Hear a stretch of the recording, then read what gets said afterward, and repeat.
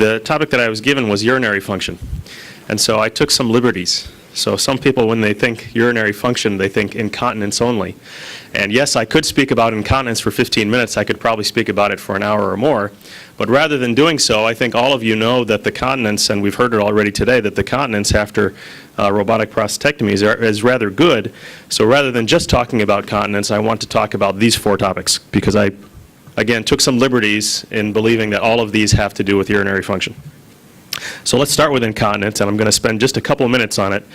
As Dr. Menon has already shown and others has spoken earlier today, the continence outcomes after robotic prostatectomy in general are quite good. And this is just a review paper that shows the results with continence.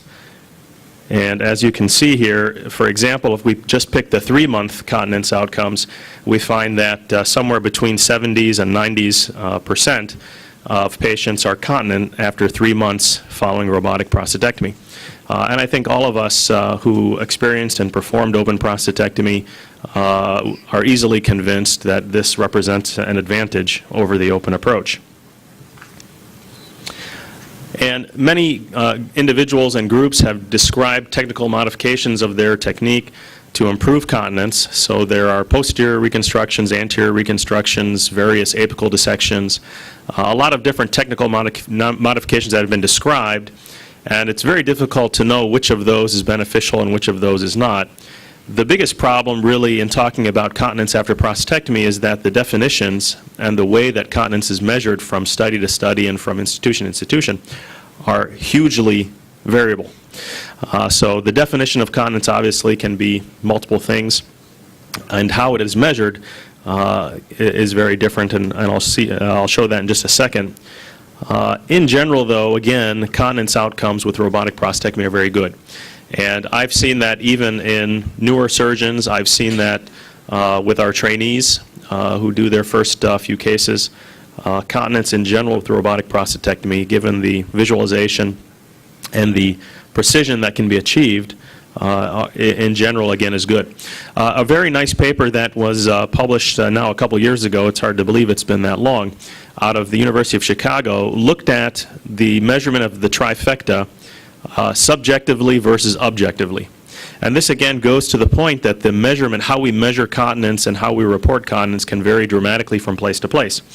So when the University of Chicago group looked at their subjective level of continence, for example, you can see there that the objective number was much lower, and that was at every time point. So at 3 months, they're subjective, so basically just the surgeon asking the patients, are you continent, are you wearing no pads or just a security liner. They found that about 57% were continent at 3 months. But objectively, when they had the patients answer the questionnaire, nobody looking over their back, the patients are answering the questionnaire whether or not they wear a pad, only 33% were continent at 3 months. And again, you can see at every time point that is different because the definition was different and who was asking was different. One was the surgeons asking, and one was the patients filling out a questionnaire. One was 0 to 1 pads, one was no pads. So this concept has come up earlier today, and Dr. Tewari mentioned that he does believe nerve sparing affects continence. But if you look at the literature, there's conflicting answers to this. And I just put 2 examples of this. One example is Dr. Allering's series, which stated that nerve sparing does not impact continence. And then more recently, just published this year, this month actually, in the Journal of Urology from Dr. Patel's group, indicating that in their multifactorial analysis, nerve sparing did in fact impact their continence rate. So what's the answer? Does nerve sparing affect continence? I don't know. Don't ask me. I don't know. But what I would say, though, if you are performing a non-nerve sparing procedure, wide excision is rarely necessary. So if it's a very high-risk tumor, then you may have to do a wide excision. But honestly, even in bad tumors, palpable tumors, even tumors with gross extraprostatic extension, most of the time you can still spare some of the nerves. And so if you can do that, I certainly do try to do that. And that's been a change in my practice from when I started. When I started doing prostatectomies for the very high-risk patients, or even the patients that had bulky palpable disease, I would do a very wide excision, purposely, as wide as I could. And I found that these were the few patients who really had trouble with continence. And so I've tried, even in these higher risk patients, to try to spare nerves when possible, even if only an incremental nerve sparing, and also minimize the cautery. So particularly around the apex, around the sphincter, minimizing the cautery, even if it's a non-nerve sparing patient, even if I'm not minimizing cautery for nerves, I'm minimizing the amount of cautery for the purposes of maintaining the structures responsible for continence. So that would just be my advice, again, with the theme that's been mentioned multiple times today, that the disease here in India is higher risk. Don't take that as a reason to just go crazy and go super wide and use cautery left and right. Even if it's a high risk cancer, there are still reasons to be precise and maintain the continence. The Rocco stitch or posterior reconstruction, we have at least 3 randomized trials now that have looked at whether a posterior reconstruction impacts continence, one of which really a phenomenally well done study by Dr. Menon and his group at Henry Ford. And those studies have found no difference. Now I think those of us who started doing the posterior reconstruction thinking that it might impact continence have stuck with it, even though it doesn't show an improvement in continence. It does certainly take the tension off the anastomosis. It sets up the anastomosis. There are a lot of large venous sinuses that come in posteriorly that the posterior reconstruction stitch can stop. So I certainly continue to use it, but does not appear independently to impact continence. So leaving continence now in 3 minutes and moving on, I want to talk about urinary retention, because we don't talk much about urinary retention as it regards to robotic prostatectomy. This topic did come up with open prostatectomy. There's a couple of nice papers with open prostatectomy looking at urinary retention, one of which came out of the University of Michigan, where they looked at urinary retention and whether or not it led to later development of urethral strictures or bladder neck contractures. The one fact I really wanted to pull out of this paper is that 3.4% of the patients after open prostatectomy developed urinary retention. In another paper written by Dr. Lepore and his group, they looked at whether you could get the catheter out after only 3 or 4 days after open prostatectomy. And what they found was that in most cases, about 3/4 of the cases, there was no leak on the cystogram. They were able to get the catheter out after only 3 or 4 days with open prostatectomy. But what they did find is that about 20% of those patients who had their catheter out at 3 or 4 days went into urinary retention. So is urinary retention not an issue with robotic prostatectomy? Well, I believe that it is, but you won't find very much in the literature about it. There weren't any dedicated papers about it that I could find, but you can find it buried in some papers about complications. For example, this one in the World Journal of Urology, where they reported a 2.7% rate of acute urinary retention after the catheter was removed following robotic prostatectomy. So I looked at my own series, went back and found 26 patients out of 1,000 who had suffered from urinary retention. This was about 3.5 years of patients, and indeed found that just under 3% of patients have urinary retention. So obviously the question is, this doesn't happen often, but when it does happen, it's very problematic. Obviously, we worry about putting the catheter back in, potentially disrupting the anastomosis. The patient has to wear the catheter for another week or however longer they have to wear the catheter. So I looked at my own series to answer the question, why did this happen in almost 3% of patients? So my routine, just to start off with, is that I usually take the catheter out somewhere between 3 and 7 days, and I always do a cystogram. For us, it's easy. You can debate, do you need a cystogram or not? For us, it's very easy to do a cystogram because we have it in our clinic. So when the patient comes in to do the voiding trial, it takes an extra 5 minutes just to do a cystogram. So we do it. We don't have to send them to radiology. So this is our routine. So this is where we're starting. And I looked at, well, was there any difference between these patients in terms of the patients who had retention? Did they have any longer OR times, more blood loss, bigger prostates? Was their AUA symptom score before surgery worse? And in fact, none of those were the case. The only factor was that the mean days with the catheter was shorter in the retention group. And looking at a little bit more detail to figure out what was going on there, I found that when the patients had their catheter removed at 3 or 4 days, the leak rate was only 0.8%. So less than 1% leaked if you took the catheter out at 3 or 4 days. So certainly possible, very possible to take it out after they're only 3 or 4 days. But let's look at what happens if we take the catheter out at only 3 or 4 days. That's where the problems arose. Now, certainly there were 359 patients who had their catheter out at 3 or 4 days who did not have retention.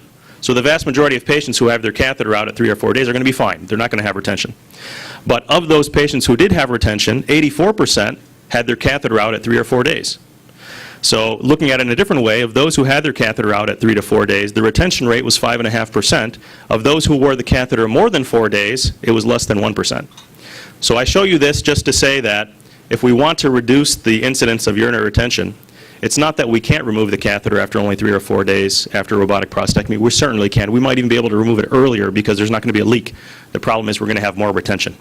And most likely why this occurs is because there's still edema at the anastomosis. So even though we may have solved the problem of leak, there's still going to be some retention if we take the catheters out too early.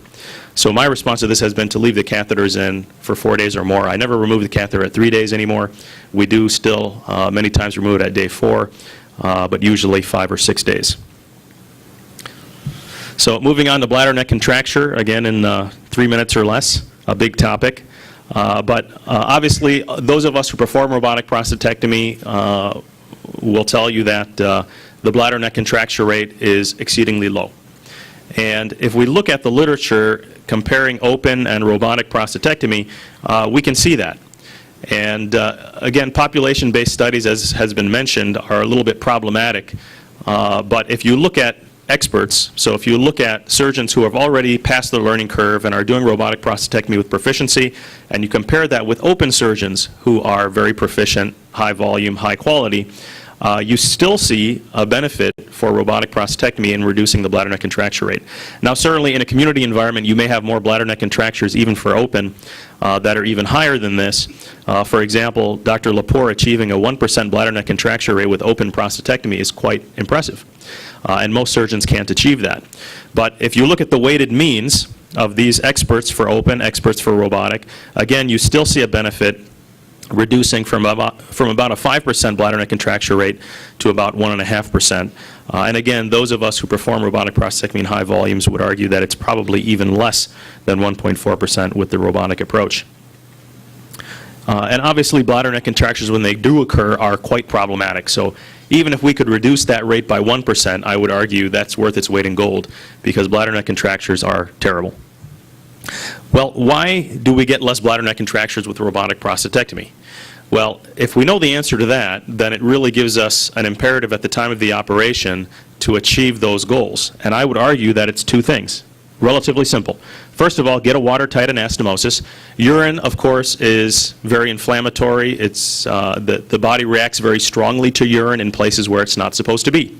So when urine leaks from your anastomosis, that's going to cause a lot of inflammation, and the body's going to try to wall it off with scar. So we need to try to get a watertight anastomosis, and with robotic surgery, we can do that much better than we can do with open surgery. The second thing is to get mucosa to mucosa apposition. Get the mucosa from the urethra to meet the mucosa of the bladder, and that prevents the gap between the two edges of mucosa being filled with scar, because that's what the body will do. If there's a gap, the body's going to fill it with scar. So we try to get mucosa to mucosa, and again, I would argue that it's much easier to do that with robotic surgery as compared with open. Those of you who have yet to do your first robotic prostatectomy, I show this video sort of as a warning, but also again, to stress the point that we need to get mucosa to mucosa, watertight anastomosis. So this is pretty much the last step in the prostatectomy. We're cutting the urethra. You saw the catheter was in. We removed that. Now we just have the last bit of posterior urethra. And look what happens as soon as we cut this urethra. It springs back. So the urethra has sprung back, and now we go to put the first stitch in the urethra, and we have to find the mucosa. Now, if you're doing this open, you would just grab this stuff right here and say, oh, that's it. Not so. With robotic surgery, we find that actually, where's the mucosal edge? It's way back here. It's retracted. But with robotic surgery, we can find it. With open surgery, we couldn't find it. We would just put some stitches in there, and we would say, okay, we got it, and we'd go on with our life, and that's why we got more bladder neck contractures, because we couldn't get the mucosa to meet the mucosa. With robotic surgery, we can see it, and we can be 100% sure by the end of the procedure that mucosa is meeting mucosa. And so when I have residents and my fellow who do this step of the procedure, I will stress this 100 times, and if they don't get it, if I don't see them getting the mucosa with those first stitches, they do it over. They do it from scratch, because you should be able to see it that well, even if it's retracted severely. So lastly, I want to talk about voiding function. Obviously, continence is not the whole story when it comes to post-prostatectomy voiding function. It's not just whether they leak or not. There's a lot of other symptoms that come along with voiding after prostatectomy, and that includes primarily irritative symptoms like urgency, frequency, and nocturia. Now, in the olden days, with open prostatectomy, I would argue that there was such a problem with continence after the surgery that patients didn't even have the time to think about urgency, frequency, and nocturia. They were just incontinent. They were leaking. The continence has gotten so good with robotic prostatectomy, now the patients are coming and complaining that, hey, I have to wake up at night to go to the bathroom, or I feel like I always have to go to the bathroom. I'm having urgency, frequency. Well, the only reason they're complaining is because they're continent. So in a way, it's a good thing, but I bring this up really just to give you an idea of what to expect and what to let the patients expect so that they're not surprised. Because if they expect that the catheter is going to come out and they're going to have the same voiding that they had before surgery, they're going to be surprised. So you have to warn them and let them know that this is going to happen. So what can they expect? Let's look at it. We looked at this in a way of comparing median lobe and no median lobe, because I certainly noticed in my patients that they were complaining about nocturia, they were complaining about urgency and frequency. So we went and compared. I thought, well, maybe this is because of median lobe. Maybe the patients who are having more problems with urgency, frequency, nocturia, it's because they had a median lobe preoperatively. They have high pressure voiding that hasn't improved yet after the prostate is gone. So we looked at it and compared median lobe to no median lobe. And what we found was that indeed the glands were larger, no difference really in many of these other factors, but when we asked them about their voiding, you can see what they said. So there was some difference in median lobe for their AUA symptom score at 1 month. In fact, they did better if they had a no median lobe. I'm sorry, they did better if they had a median lobe at 1 month, which was surprising, but by 3 months they were the same. But let's look at frequency of voiding. So frequency of voids at 1 month after prostatectomy, for the non-median lobe patients, they had 6 voids on a daily basis. For the patients who had a median lobe, they were voiding 8 times a day on average if they had a median lobe. So one way to ask this question would be just think yourself how many times you've gone to the bathroom today. How many times have you urinated today, or how many times do you urinate on an average day? I personally don't urinate 8 times a day. I don't even urinate 6 times a day. Now, some of you are older than me, probably have BPH, so maybe that's more normal for you. But at least for me, I don't void 6 to 8 times a day. So a patient who's going into surgery who may be voiding 4 times a day needs to know that frequency is going to be a part of his expectations after surgery. But let's look at, moving on, frequency at 3 months then was 6 and 6. Nocturia at 1 month was an average of 2. But look at the ranges too. I would ask you to look at the ranges, because these are the patients who are really going to be unhappy, are the ones at the higher end of the ranges. So frequency at 1 month was up to 20 times a day, up to 24 if they had a median lobe. Frequency at 3 months, there were still patients who were voiding 30 times a day and some voiding 16 times a day. Nocturia, there were some people waking up 11 times at night to go to the bathroom. And some were waking up 12 times at night to go to the bathroom, but an average of 2. And even at 3 months, you can see the average of nocturia was still 2 and 1, with some people waking up 8 times and some people waking up 9 times. If we look at urgency at 1 month, about half of the patients were having subjective feeling of urgency to void 1 month after surgery, and about half of the patients were still having that at 3 months.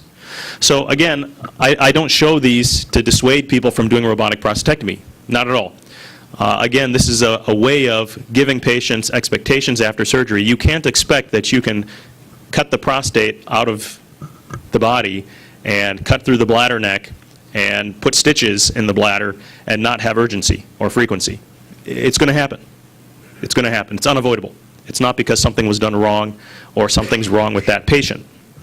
But if the patient doesn't have that expectation, doesn't understand that he's going to have that afterwards, then they're not going to be happy. So for those of you who haven't done this procedure before, again, transitioning from open to robotic surgery, you're going to be very happy with your continence outcomes, but you have to warn the patients to expect this so that they will be happy as well. Otherwise, the fact that their continence is much better is not enough to make them happy, because they don't know. They're the only patient that they know who's had a prostatectomy. compared to open. You know that having done open prostatectomy, the continence results are not as good, so you're happy if the patients are continent. But the patients are only happy if they get a result that they expect. So tell them that they can expect to be continent, most likely, but they are going to have a lot of irritative symptoms until the bladder gets back to normal. So with that said, I'll stop there. Again, just to say that these are common postoperatively, but interestingly, what we found, even though we were specifically looking at median lobe, was that it actually had minimal difference in urinary function at 1 month, but in favor of the median lobe patients, no difference at 3 months. So if you find a median lobe during your prostatectomy, you don't have to then tell the patient afterwards that he's going to be miserable. He's probably going to be fine. But everyone is going to have these symptoms. Almost everyone is going to have those symptoms, so just warn them that they're common. And when they have those symptoms afterwards, don't make them feel abnormal. Let them know that that's normal. So that's urinary function in 15 minutes or less. Thank you very much again for the opportunity to share this with you.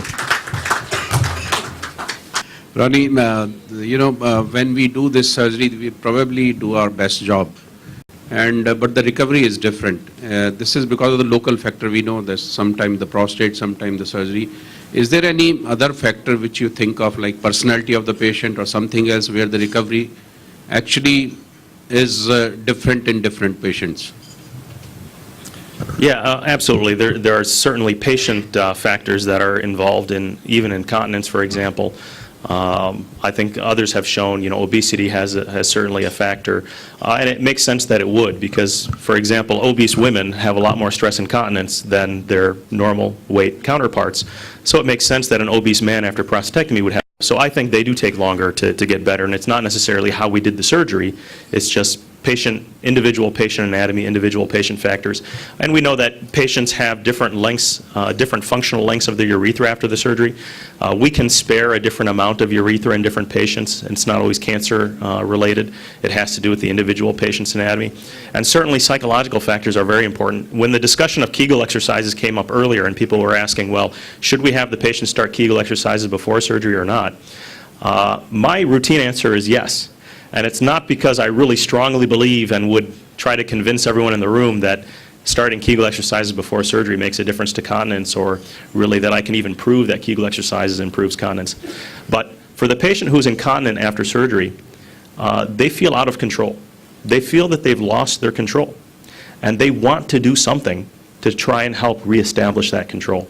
So honestly, even if someone proved to me that Kegel exercises does absolutely nothing for continence, I would still tell the patients to do Kegel exercises, because it gives them something to do. It gives them some way of exerting control over that feeling of loss until they get return of their continence. Now, the occasional neurotic patient will overdo it and will do too many Kegel exercises. And they'll do so many that they fatigue the sphincter and they tend to leak. And the way that I know this happens, even before I ask them how many Kegel exercises they're doing, is when I ask them, well, when do you leak? And they tell me, well, I'm fine at night. I don't leak at night. I'm fine until about 3 o'clock in the afternoon, and then I start leaking. Then I know, well, he's doing too many Kegel exercises. So I ask, how many Kegel exercises are you doing? Oh, I'm doing about 300. Tell them that's too many. Just this past week, I had a patient who came to see me with the same story, and I said, how many are you doing? He said, I'm doing about 50 Kegel exercises a day. I said, oh, that's good. That's what you're supposed to do. I said, well, tell me how you're doing the Kegel exercise. And he said, well, I squeeze the sphincter and I hold it for about 45 seconds, and then I release. And I do that 50 times a day. I said, 45 seconds? Why are you holding it for 45 seconds? He said, well, that's what you guys told me to do. And I said, no, we told you 4 to 5 seconds. Hold it for 4 to 5 seconds and then release. He was holding it for 45 seconds. So of course, he was fatiguing the sphincter and he was leaking. At least that's what I believe was going on with him. So yes, I think there are individual patient factors, anatomic, physical, and psychological. Dr. Hemel? Well, there are a few comments and one question. So what you said, like the preservation of the nerve preservation does not lead to a good continence. So one paper is saying one way, other paper is saying second way. So definitely cavernosal nerves does not lead into the continence, because the cavernosal nerve is entirely different, and it's a parasympathetic nerve which helps in the continence mechanism. So good nerve preservation is why good nerve preservation can help in getting a good continence, because you are trying to do a good anatomical operation, you are trying to preserve the sphincter, but these cavernosal nerve does not lead to the good continence mechanism. And second reason for that, the pelvic hypogastric plexus, because the sympathetic nerves, they go through these plexus. So some of these fibers, they go close to the cavernosal nerves. So even you are doing a good nerve preservation, that might help in the continence. And second, regarding the bladder neck stricture, sometimes people, they overuse a cautery near the apex. Near the bladder neck doesn't make that much difference. But if you're using a lot of cautery near the external urethral sphincter, that leads to a perifibrosis, and that could be one of the factors for the bladder neck stricture. And third small comment, lower urinary tract symptoms, because that is a very, very good valid point, because we never think about these patients. Like even a simple transurethral resection prostate, like most of you are doing, even these patients after TURP, they develop LUTS, and we never ask our patient how bad LUTS they had, what is their bladder behavior. But sometimes aggressive bladder dissection, when you are dropping the bladder, you are very close to the detrusor, sometimes there can be partly denervation, and that also lead to the detrusor disbehavior or leading to the LUTS.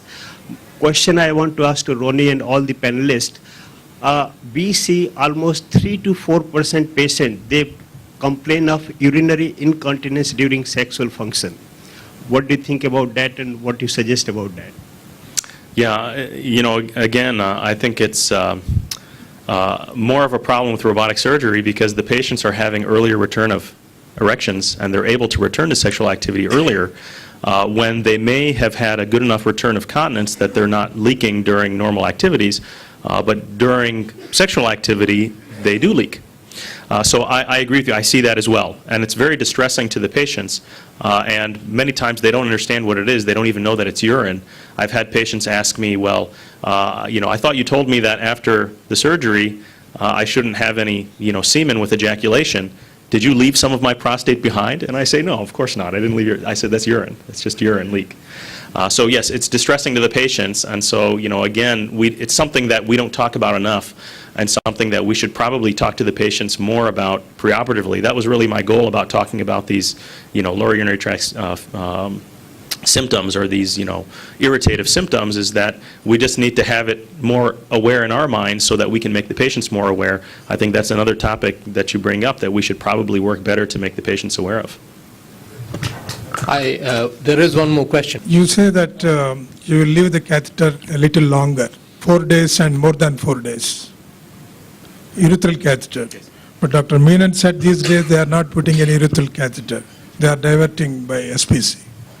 Yeah, so, the SP tube, I think, is a good way to manage it. And the nice thing about the SP tube is that if they do have urinary retention afterwards, they have a pop-off mechanism that's not going to disrupt the anastomosis. When do they allow to urinate after Dr. Menon, when do you have your patients urinate? They start cycling at 5 days, so there's a stopcock, and then they measure the residuals, and when the residuals have gotten to reproducibly over 24 hours, less than 30 cc's, we pull it out. So the way we do the operation, they start cycling on a Saturday, and then on a Monday they'll have the catheter removed, so 5 to 7 days. Early on in our studies, we removed the catheter at 1 day, 2 days, 3 days, 4 days, 5 days, and 7 days. And the rate of urinary retention was directly, inversely proportional to the length of catheterization. So you could take the catheter out at 1 day, cystogram would show no leak, and 100% of the time you've got to put the catheter back in. If you took it out at 2 days, you had to put it back 80% of the time. 3 to 5 days was about 20%, and that was too high for our patients. I mean, it was okay for me, because I could say 4 out of 5 you won't need a catheter, but patient expectations were, having that catheter put back was bad for them.